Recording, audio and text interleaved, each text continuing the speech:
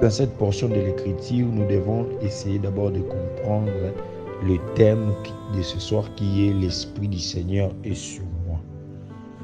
En lisant et en voyant les Écritures, l'Esprit du Seigneur est sur moi, cette phrase est une déclaration faite par le prophète Ésaïe. Le prophète Ésaïe déclare que l'Esprit du Seigneur est sur moi. Nous devons comprendre alors pourquoi cette déclaration. Pourquoi cette déclaration qui va d'une manière affirmative. L'Esprit du Seigneur est sur moi. Qu'est-ce qui a poussé le prophète Ésaïe à crier, à confirmer et à déclarer que l'Esprit du Seigneur est sur lui? Écoutez, cette confirmation est venue dans Ésaïe 61.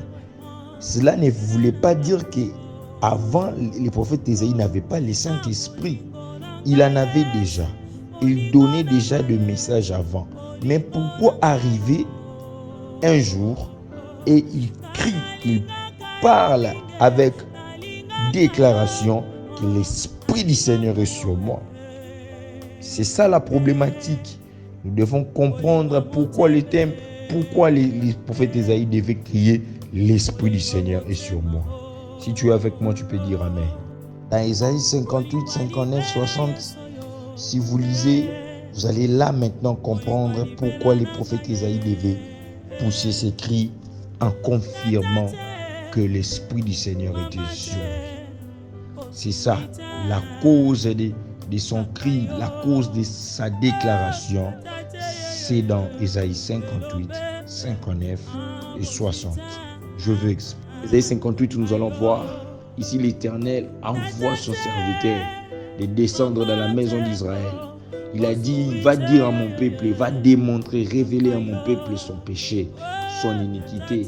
Écoutez, quand Dieu voit un peuple dans la boue, quand Dieu voit un peuple qui se dirige vers la mort, Dieu envoie toujours quelqu'un pour lui révéler leurs péchés. Tu peux être dans un péché ignorant. Tu peux être dans une situation que toi-même tu te dis que tu es en ordre avec le Seigneur. Mais quand Dieu t'envoie quelqu'un, parce que l'Éternel peut voir là où l'homme ne peut pas voir. Voilà pourquoi l'Éternel a envoyé son serviteur. Il a dit, va le révéler à mon peuple son iniquité, afin que le peuple puisse rentrer dans l'ordre. Mon frère, ma soeur, ne néglige jamais quand quelqu'un vient te dire que mon frère, attention, le péché est à ta porte. Pourquoi? Parce que l'Éternel n'aime pas voir son serviteur mourir sans être prévenu. Dans Isaïe 59, nous pouvons voir l'homme de Dieu, Ésaïe, qui démontrer au peuple les causes qui empêchaient la bénédiction de Dieu de descendre au milieu des enfants d'Israël. Il leur a montré, qu'il leur a dit, la main de l'Éternel n'est pas courte pour agir, mais ce qui empêche, ce sont nos péchés. Il était là, il insistait à travers la parole du Seigneur. Dieu lui avait donné la parole de descendre afin de s'adresser à ses enfants. Il leur avait parlé, il leur a montré des blocages. Qu'est-ce qui empêche la bénédiction de Dieu de tomber sur les enfants d'Israël? Il était là, à son poste. Mon frère, ma soeur, toi qui as reçu le message de Dieu, ne te fatigue pas de parler. Il était là, il parlait au peuple de Dieu. Et le peuple n'écoutait pas la parole qu'Ésaïe disait. Or qu'il était mandaté de l'Éternel. Et pendant que l'homme de Dieu parlait, il constata qu'au milieu des enfants de Dieu, il n'y avait personne qui l'écoutait. La mission que l'Éternel avait donnée, d'aller démontrer à ses enfants, au peuple d'Israël, le péché, la mission était devenue comme impossible. Parce qu'ils parlaient et ils n'écoutaient pas. Quand on lit dans Isaïe 59, 21, nous pouvons voir un homme de Dieu qui est déprimé en donnant des messages et que les gens ne changeaient pas. Tu es dans une famille où tu parles de Dieu, personne ne change. Personne ne veut te recevoir. Personne ne veut accepter ton Dieu. La mission devient comme impossible. Mon frère, si tu lis dans ces passages, tu vas juste comprendre que les concernés dans tout ça, ce n'étaient pas les enfants d'Israël, mais Dieu voulait travailler le cœur du prophète. Parce que quand tu lis dans Isaïe 21, là tu vois l'Éternel en train de renforcer. Dans 59, le verset 21, la Bible dit ceci: voici l'alliance avec eux, dit l'Éternel, mon esprit qui repose sur toi et mes paroles que j'ai mises dans ta bouche ne se retireront point de ta bouche. Alléluia. Je pense qu'il y a quelqu'un, c'est lui qui m'écoute. Je dis ceci: parfois tu peux croire que la mission que tu as de Dieu, c'est pour un peuple X. Tu peux croire que ce que Dieu m'a donné, c'est pour aller prêcher quelque part. Mais non, ce que Dieu te donne, quand tu iras prêcher quelque part, ça ne marchera pas, non parce que toi tu as échoué, mais parce que Dieu va réussir de travailler en toi. Dieu peut te donner une mission. Tu peux penser que les concernés, ce sont les gens qui doivent recevoir de ce que Dieu t'a donné comme parole. Mais au contraire, Dieu rend la mission impossible pour que l'homme de Dieu soit traité. Oh, toi qui es encelé, tu as reçu quelque chose de la part du Seigneur. Tu as toujours tenté d'essayer de transmettre. Tu n'as jamais vu quelqu'un se convertir par rapport à ce que toi tu le donnes, par rapport à ce que toi tu dis. En tout cas, je te dis, ne t'inquiète pas. Le Seigneur veut juste te travailler toi. Parce que tu ne peux pas réussir si tu n'as jamais échoué. Le commencement, ça commence par échouer et réussir. Écoutez, au début, ça peut être difficile, mais à la fin, ça deviendra facile avec le Seigneur. Écoutez, la Bible déclare dans Isaïe 60, « Lève-toi, sois éclairé, car ta lumière arrive. » C'est juste la continuité après l'assurance que Dieu a donnée à l'homme de Dieu dans Isaïe 59, verset 21. La Bible dit, là-bas, la Bible dit que Dieu a fortifié l'homme de Dieu. Il a dit, toutes les paroles que je t'ai données, c'est véritable, car mon esprit repose sur toi. Ici, dans Isaïe 60, Dieu déclare, il donne l'ordre à son serviteur. Il a dit, lève-toi et sois éclairé, car ta lumière arrive et la gloire de l'Éternel s'élève sur toi. Mon frère, tu ne peux pas faire une mission du Seigneur quand le corps est vivant et que ton esprit est mort. Dieu ne parlait pas de s'élever physiquement, mais Dieu voulait élever qui s'élève spirituellement. Parce que le corps peut être vivant, mais l'esprit peut être mort. Écoutez, à cause de la dépression d'Ésaïe, parce que le peuple n'écoutait pas la parole qu'il a donnée, que Dieu leur a donnée, son esprit a été étouffé.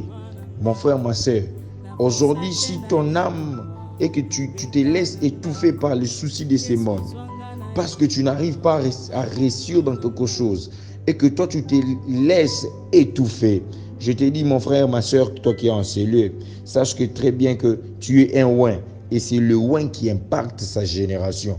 Dieu ne pouvait pas atteindre le peuple si Ésaïe était mort par les soucis, par la dépression. Ésaïe était déprimé. Le peuple ne veut plus m'écouter. Le peuple ne veut pas écouter l'Éternel. Ésaïe était dans les soucis. Son âme était dans l'amertume. Et Dieu ne pouvait pas agir si Ésaïe était toujours dans cette situation. Voilà pourquoi Dieu a dit à Ésaïe, lève-toi et sois éclairé. Écoutez, si tu es encelé, tu te sens que ton âme a été étouffée par les péchés, par des mauvaises situations, par des souffrances. Toi qui es encelé, je te dis, ce soir, l'Éternel est venu pour toi. Lève-toi et que tu sois éclairé. Il y a des gens qui sont dans le corps, mais l'âme est morte. Il y a des gens qui ont étouffé l'esprit du Seigneur par les soucis, par les souffrances. Dieu ne voit pas ta souffrance. Dieu veut atteindre une grande nation. Dieu veut atteindre son peuple, mais il doit passer que par toi. Voilà pourquoi tu es dans l'obligation de t'élever afin que tu sois éclairé. Mon frère, ma soeur, écoute, ce n'est pas pour rien que toi tu as réussi le Seigneur. Ne te laisse pas déprimer par les soucis de ce monde. Ne te laisse pas étouffer par les péchés. N'étouffe pas ton esprit. Si Tite pouvait dire qu'il y a une vie nouvelle, on doit passer par un renouvellement du Saint-Esprit. C'est parce qu'il y a des gens qui ont étouffé le Saint-Esprit en eux. Le prophète n'a pas crié que l'Esprit du Seigneur est sur moi, non parce qu'il n'en avait pas avant, il en avait déjà. mais par ses soucis, par sa tristesse, par ses dépressions, il avait étouffé l'esprit. Voilà pourquoi l'Éternel ordonna de s'élever spirituellement et qu'il soit éclairé. Quand nous écoutez mon frère, ma sœur, tu peux avoir le Saint-Esprit, mais tu ne peux pas avoir la lumière. Là, l'esprit est étouffé. Quand tu as le Saint-Esprit nous amène la lumière. Pourquoi? Car la lumière, si nous voyons même dans la création, Dieu, la Bible déclare, Dieu créa la terre. Dieu créa les cieux et la terre pendant que c'était en forme vide, mais son esprit s'est mouvé au-dessus des eaux. Mais le jour où l'Éternel prononça que la lumière soit, la Bible elle-même dit qu'il y ait un soir et qu'il y ait un matin.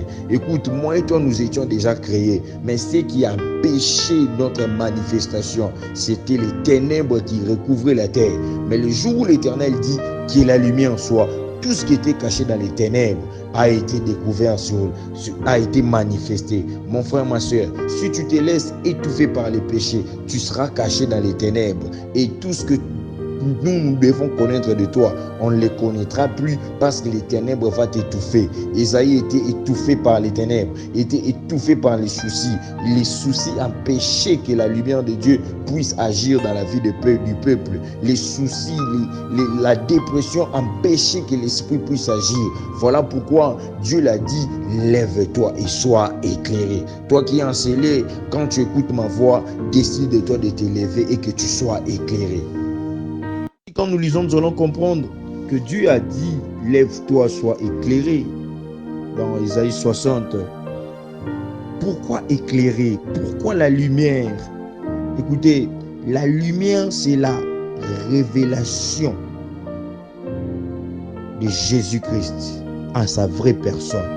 Lisez dans Jean 1 jusqu'au verset 5. Nous allons voir ici, la Bible dit qu'au commencement était la parole, et dans la parole il y avait la vie, et dans cette vie même il y avait la lumière. Quand Dieu dit à Ésaïe, lève-toi, sois éclairé, Dieu voulait que Ésaïe puisse entrer dans la dimension de la lumière. La Bible dit, dans la vie il y avait la lumière des hommes dans Jean 1:1. Pourquoi? Parce que pour aller atteindre les hommes, tu ne dois pas te limiter qu'à recevoir Jésus-Christ. Tu ne dois pas te limiter qu'à avoir le Saint-Esprit qui est la vie dans Jésus-Christ, mais tu dois atteindre les niveaux de la lumière des hommes. Quand on parle du Saint-Esprit, il est là. Dis à Isaïe, réveille ton esprit, atteins la lumière des hommes. Parce que je venais de dire ici, même dans la création, la parole y était, Dieu était, la parole était là. Mais le jour où il a dit que la lumière soit, il y ait un soir, il y ait un matin, et il y a la création de l'homme. Mais la Bible dit dans d'autres versions, dans Jean 1, que au commencement, la parole existait déjà. C'est-à-dire, la parole qui a créé l'homme, nous les hommes, on existait déjà. Mais ce qui empêchait la manifestation des hommes sur la terre, parce que les ténèbres couvraient la terre. Mais le jour où l'Éternel a dû la lumière, Dieu a étalé prendre seulement ce qui existait déjà et il a manifesté cela sur la terre. Parce que quand tu lis dans d'autres versions, tu vas voir, la Bible dit que la parole existait déjà. Moi et toi, nous sommes parole, nous sommes venus de la parole, et la parole qui existait déjà nous avait caché moi et toi. Mais ce qui empêchait la manifestation de l'homme sur la terre, c'était la lumière. La lumière, c'était les ténèbres. Mais quand Dieu a dit que la lumière soit, et moi et toi, nous sommes manifestés sur la terre. Voilà pourquoi mon frère, ma soeur, Dieu a vu Ésaïe dans les ténèbres. Dieu a vu Ésaïe s'est laissé étouffer. Et Dieu l'a dit, lève-toi, sois éclairé, car ta lumière arrive. Au fait, la lumière, c'est la révélation de Jésus-Christ à travers le Saint-Esprit. Parce que la Bible dit dans Jean 1 que dans la parole, il y avait la vie, et dans la vie, il y avait la lumière des hommes. Pour atteindre d'autres hommes, pour aller prêcher, pour aller évangéliser, tu dois avoir la lumière, tu dois atteindre la lumière de Jésus, la lumière des hommes. Tu peux avoir la parole, tu peux recevoir Jésus-Christ, mais tu n'as pas la lumière des hommes. Écoutez mon frère, ma soeur, si tu n'as pas la lumière des hommes qui est dans Jésus-Christ, il est difficile de convertir les gens. La lumière des hommes te donne la capacité d'atteindre les hommes. Voilà pourquoi il y a d'autres personnes, il n'a pas besoin de prophétiser, mais juste en te donnant des conseils, juste quand tu le vois, tu te convertis. Parce qu'il porte en lui la lumière des hommes. Celui qui a la lumière des hommes ne force pas les choses. Il n'est pas dans la concurrence. Il sait seulement quand il se présentera, la lumière des hommes va captiver les gens. Écoutez, dans la lumière des hommes, il y a tout. Dans la lumière des hommes, il n'y a pas de freinage.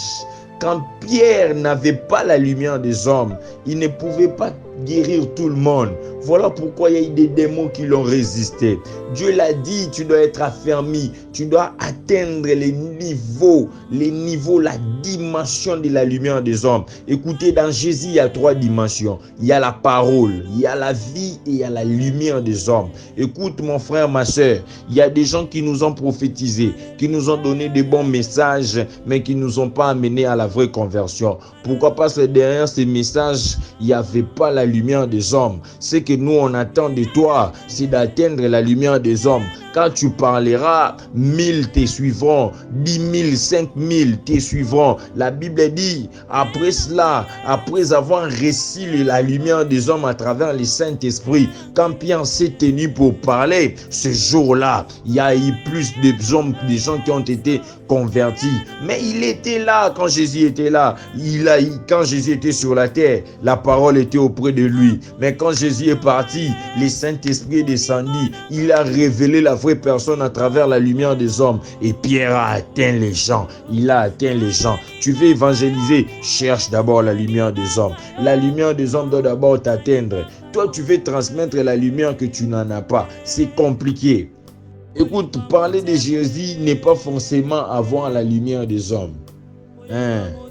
Tu peux être là, je n'ai pas dit que tu es pécheur, mais tu n'arrives pas à convertir les gens juste parce que tu n'as pas encore atteint les niveaux de la lumière des hommes.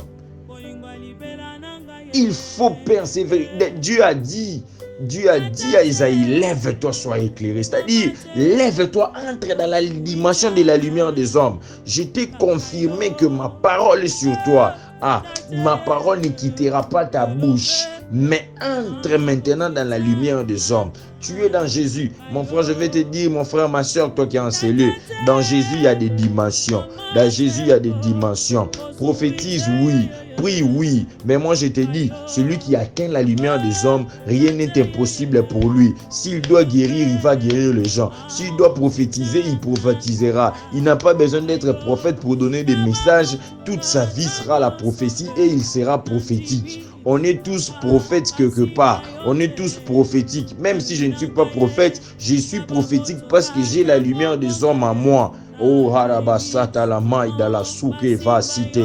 Hinda kuria basohemai. La soha maïda la cité. Maosite mante kasuka pri de vas. Pa faso pa les femmes à les basses. Lo chage de gaz. Iroge dege mande la soute. Mazoubrake le vaho de la cité. Si tu écoutes ma parole maintenant, laisse que la lumière des hommes t'atteigne là où tu es. Que la lumière traverse les téléphones, que ça entre dans les réseaux, que ça prend des cordeaux qui amènent notre voie pour traverser même l'Orient, que le Saint-Esprit te touche maintenant. Je libère une portion de la lumière des hommes. Là où tu es, que tu ne t'arrêtes pas qu'à la parole. Maintenant, tu dois monter à atteindre jusqu'à la lumière des hommes, car tu en as besoin. Rabusa mi mande va hoka libre taya semante kazui brashaya maraba sotorobo karia de mais e mama sute maua hama izaki maurifo soimate. Écoutez mon frère, ma soeur, dans Exode 32 verset 17 à 18, la Bible dit que Moïse et Josué étaient sur la montagne et ils ont entendu un grand bruit. Josué cria et Josué dira à Moïse, j'ai entendu un bruit de guerre. Et Moïse lui répond, non, moi j'ai entendu des gens qui sont en train de chanter. Ils étaient tous les deux dans la présence du Seigneur. Ils ont reçu tous les deux Jésus-Christ comme Seigneur et Sauveur. Mais qu'est-ce qui a fait en sorte que Josué puisse entendre le bruit des guerres et que Moïse puisse entendre les chants. Mon frère, ma soeur, nous pouvons être nudés dans la présence de Dieu. Mais parce que moi, je suis dans la lumière des hommes, je ne peux pas entendre les mêmes choses comme toi. Voilà pourquoi à l'église, nous entendons différemment. Il y a des gens qui n'entendent même pas. Parce que nous sommes tous dans la présence de Dieu, mais les niveaux spirituels sont différents. Voilà pourquoi je t'appelle, mon frère, ma soeur.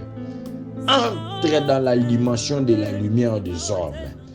Entre dans la dimension de la lumière des hommes. Arrête d'envier la prophétie. Arrête d'envier l'évangélisation.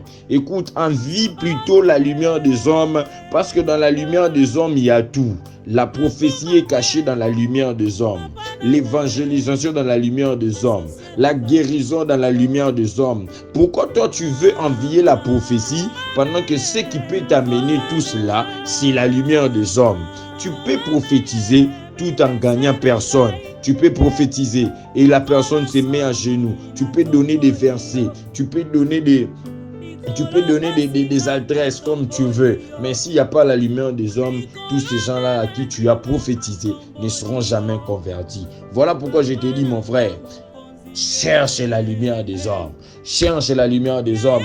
Moïse pouvait entendre d'autres choses et Josué aussi entendait d'autres choses. Mais tous les deux étaient dans la présence de Dieu. Oh Seigneur, voilà. La différence était que Moïse était dans la lumière des hommes et que Josué n'était pas encore dans la lumière des hommes. Toi, tu veux entendre ndenge moko nanga, olingo yokande mo nanga, mais ngana na lumière des hommes, toi tu n'es pas dans la lumière des hommes. C'est ça au fait la différence. Sur ce, mon frère, ma soeur, beaucoup ont compris qu'il n'y a pas la lumière des hommes. Ils sont allés chez des féticheurs. Ils sont allés chercher la lumière, d'autres lumières qui n'est pas la lumière de Dieu. Car la Bible dit, les diables aussi tombent. Je voyais les diables tomber comme un éclair. Sachons-le très bien. Arrêtons d'envier les gens. Arrêtons d'envier des gens. Cherchons la lumière du Seigneur pour ne pas tomber dans la lumière du diable. Voilà pourquoi la question que je poserai à tout le monde. Quel est l'esprit que tu as reçu? Car nous avons reçu la parole, la vie et la lumière des hommes. La question que je pose, c'est de quel esprit que tu es animé? Quel est l'esprit que tu as reçu? C'est ça notre thème de demain.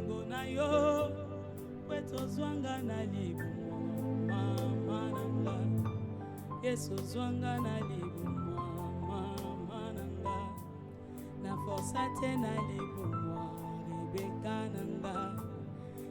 zwanga na libumo